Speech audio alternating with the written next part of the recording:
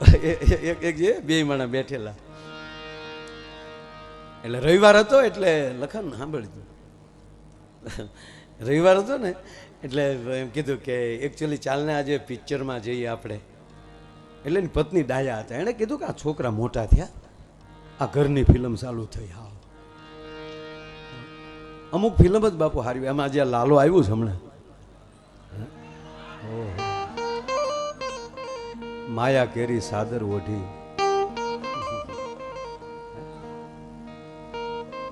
આપણા ગુજરાતી ફિલ્મ જગતમાં પહેલું ફિલ્મ એવું આવ્યું બાપુ. અમેરિકામાં ગુજરાતી સમાજ આવો જ ફૂલ જોવે છે બધા, એને ખૂબ ખૂબ ધન્યવાદ. નહીંતર તો આપણી જૂની ફિલ્મો અમુક, ઉપેન્દ્રભાઈ હતા સાહેબ, શું ઇતિહાસોને ઉજળા કરીને ઉપેન્દ્રભાઈ ગયા છે સાહેબ, એની ફિલ્મો પણ શ્રદ્ધા સાથે. પણ વચ્ચે થોડુંક પછી ફિલ્મો એવી આવે, એક જ સ્ટોરી હો બાપુ. કાં કોવરીબા જાતા હોય, રથનું પૈડ્યું નીકળે અને ડુંગરા ઉપરલી દડે એટલે અજાણ્યો પુરુષ એને ઝીલી લે. એટલે મહારાજા બોલાવીને કહે કે કોણ હતો અજાણ્યો પુરુષ? એટલે એમાં હીરો આવે, આમ ફૂંક મારેલી વાળની લટ. કાં ખૂટિયો ગાંડો થયો હોય ને કુંવરીબાન ઝપટે ચડે ને એ અજાણ્યો પુરુષ બસાવે. કોણ હતો એ અજાણ્યો પુરુષ? કચેરીમાં દાખલ કરો. એટલે આવે આમ ઉભર, યુવાન તે મારા કાળજાના કટકાને બચાવ્યો છે, માગી લે તમારી ગૌરીનો હાથ. જાણે પ્લાસ્ટિકનો હોય. ત્યાં વળી સનેલ હતા, ગામને ઝાપે મળે, મારા બાપુજી કોઈ દી આ નહીં પાડે. પણ એમ હા પાડી દે તારા બાપ, તું હવે આવી વાત તું શું કામ કર? પછી બધું આ ભાગવાનું ચાલુ થયું. પણ સરસ આ લાલો ફિલ્મ આવ્યું. પણ આ બે માણા બેઠેલા ને છોકરાઓની હાજરીમાં ચાલને પિક્ચરમાં જાય. એટલે છોકરા તો રૂમમાં હતા, એટલે એની પત્નીએ કીધું કે આ છોકરા મોટા થયા, ભણવા જાય, તારા ડોહા લેશન કરે રૂમમાં બેઠા બેઠા. છોકરાઓને લઈને ફિલ્મમાં ના જવાય, એની પત્ની કહે છે, અને હકીકત કીધું. એવા ફિલ્મોમાં પરિવાર અરે જવું નહીં સાહેબ. હું ફિલ્મો સારી જ છે, કાલ ન કરી આવશે માફી માગો.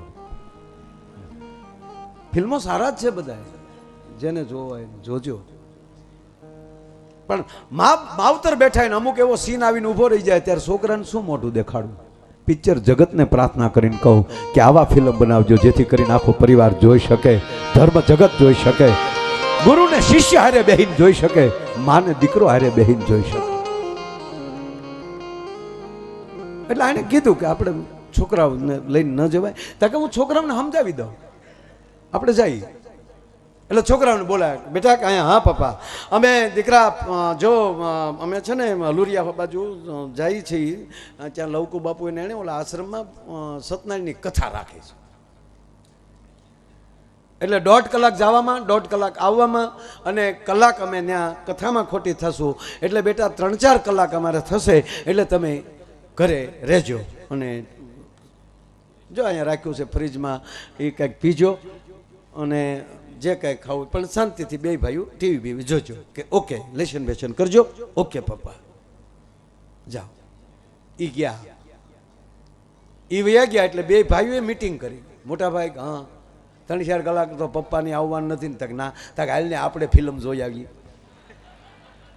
તો ઇન્ટરવેલ પડ્યું તો હામાને સોફે ટાબરિયા બેઠેલા, ઝપ ઝપ ઝપ ઝપ લાઈટ થઈ તો હામાં. એટલે છોકરાઓ તમે તક અમે સત્યનારાયણનો શીરો ખાવા આવ્યા હતા.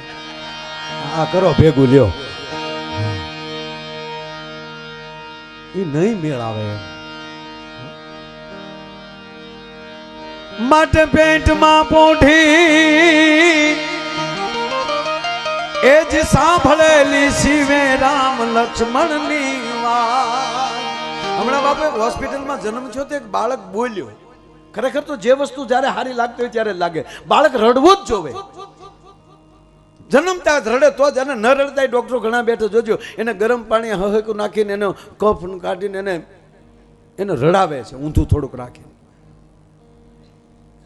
આ તો રડ્યું નહીં, નકર હાસ્ય સારું જ છે, હસવું રૂડું જ છે. પણ આમ જન્મતા બાળકે દાંત કાઢે છે. ડોક્ટર દિવાલ કૂદીને વયો જાય કે આ કોણ આવ્યું ભૂતડું એમ. આ તો રડ્યોય નહીં પ્રજ્ઞેશભાઈ, રડ્યોય નહીં, હસ્યોય નહીં, બોલ્યો. બોલ્યો તો કેવો જે ડૉક્ટર આમ રાખીને ઊભા છે ને જે ઉંદરડ્યા જવડું હતું. તા તો આટી ખાઈને અહીં મુઠ્ઠી ઉપર બેસી ગયો, ડૉક્ટરની મુઠ્ઠી ઉપર બેસી ગયો, પગ ઉપર પગ ચડાવીને. ડૉક્ટરે સામું જોયું તો સીધો પુષ્પાનો ડાયલોગ બોલ્યો, ઝૂકેગા નહીં છાલા. તા તો ડૉક્ટરના હાથમાં મુકાઈ ગયો, પણ મૂક્યા પણ મીંદડી ગયો. અમારો દીકરો સીધો જ પીડ્યો. બોલો, આપણે બિલાડીને ઘા કરીને મને ભાઈ સીધી જ પડે. આ એ સીધો ગાડલામાં સીધો પ્લોઠી વાળીને જ પીડ્યો. નશ તેડવા જતા નશ સામું જોઈને કે બ્રાન્ડ હે બ્રાન્ડ. આખી હોસ્પિટલ ગોથું ખાઈ ગઈ કે આ જન્મતા વેદ બોલે નહીં. બોલ્યો તો ભલે બોલ્યો, પણ સીધો પુષ્પાનો ડાયલોગ કેમ બોલ્યો. સંશોધન કર્યું ત્યારે જાણવા મળ્યું કે આ પેટમાં હતો ત્યારે એની માએ 45 વાર પુષ્પા જોયું. માતાઓને પ્રાર્થના કરીને કહી કે તમારા ઉદરમાં સંતાન હોય ત્યારે સંતોની બાપુની કથા સાંભળજો. અરે એને પુસ્તક આપજો. રામાયણ વાંચે દીકરી બેઠી બેઠી 8 મહિના. એ 8 મહિના ભાગવત વાંચે, આ ભગવતીઓના ફોટા જોયા કરે તો એના સંતાનમાં એનું તેજ ઉતરશે.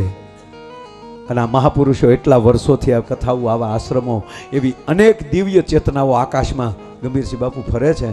એ ચેતનાઓને પાછું ઉતરવું છે, પણ એ માવુને ગોતે છે કે અમારે કોને કોઠે ઉતરવું. ભલા માટ પેટમાં પોટીને સાંભળેલી શિવે નામ લક્ષ્મણની અને બાપુ આ દેશે જેવો તેવો ભગવાને પસંદ નથી કર્યો. તાકાત છે આપણા ભગવાનને કોઈ લાકડે જડીને ખીલા મારી દે. તાકાત છે આપણી જગદંબા સામું કોઈ જોઈ શકે. વી ભુજાળી રક્ત બીજને જો રોળી શકતી હોય. એક બે વાર ક્યાંક દીકરા મારા જેવું નહીં મળે તને સમજાવત હઠા, પણ માન્ય હકલ મઠા નીતર હું સંભાળીશ માંડળી.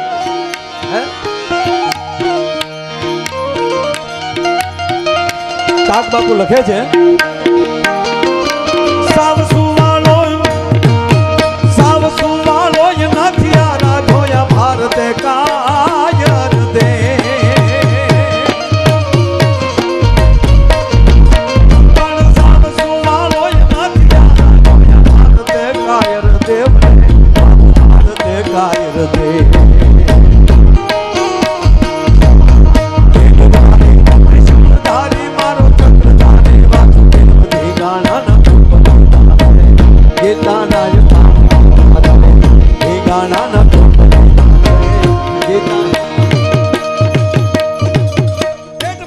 સાંભળેલી શિવે રામ લક્ષ્મણની વાત બાલુડાના મુખ સે દીધી ઉડી એની ઊંઘતે દી.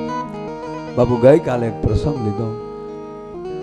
31 બાણ ભગવાન રાઘવે જે એમ કહેવાય ધનુષ ઉપર ચડાય. આ ધરતી ઉપર આવો વીરવર પુરુષ ગિરીશ આપા પછી આવ્યો નથી.